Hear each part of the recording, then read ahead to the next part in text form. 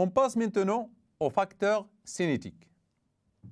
Ces facteurs qui peuvent influencer la durée d'une transformation chimique. Ils peuvent accélérer une transformation comme ils peuvent la retarder. Ces facteurs sont au nombre de deux. C'est le facteur de température et il y a un autre facteur qui est la concentration initiale des produits. Donc, les facteurs cinétiques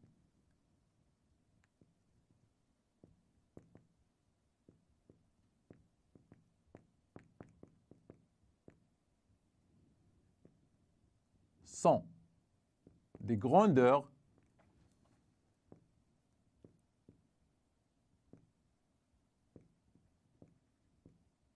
qui peuvent influencer la durée d'une transformation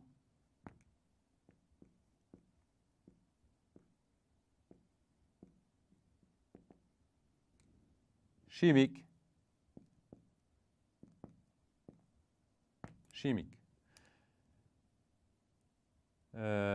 On trouve la température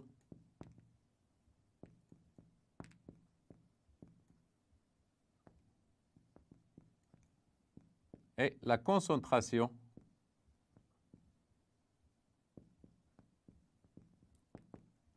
initiale des réactifs.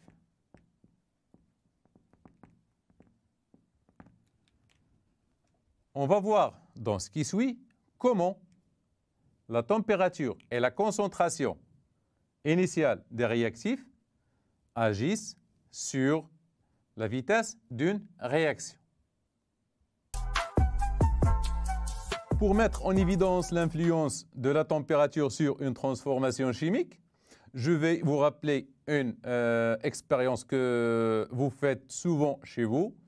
Il s'agit de la dissolution d'un morceau de sucre dans un verre de lait, par exemple froid, en comparaison avec sa dissolution dans un verre de lait chaud.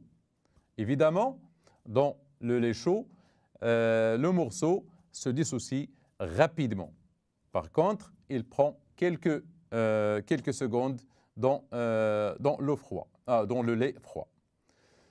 Dans l'animation que je vous présente maintenant, nous avons un comprimé effervescent qu'on met dans deux verres. L'un contient l'eau chaude et l'autre contient l'eau froide. Vous regardez bien que dans le verre chaud, l'effervescent est intense et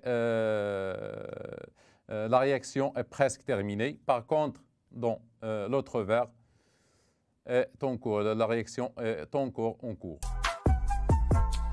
Vous vous souvenez sans doute de la réaction de dismutation des ions thiosulfate déjà vue dans le paragraphe sur les transformations lentes.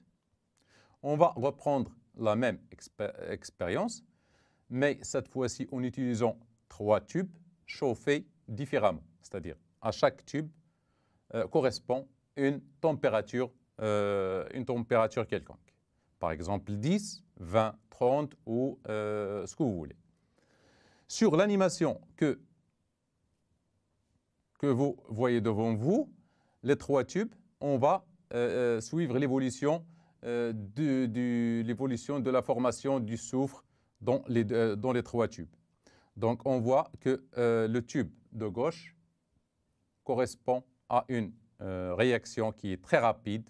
Le soufre donc, se forme rapidement.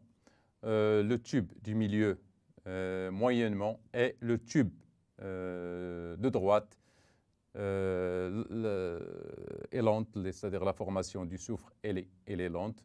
Donc, du coup, on retient maintenant, ou bien on conclut, que la température ou bien l'augmentation de la température lors d'une réaction accélère cette réaction et diminue le temps de la transformation chimique.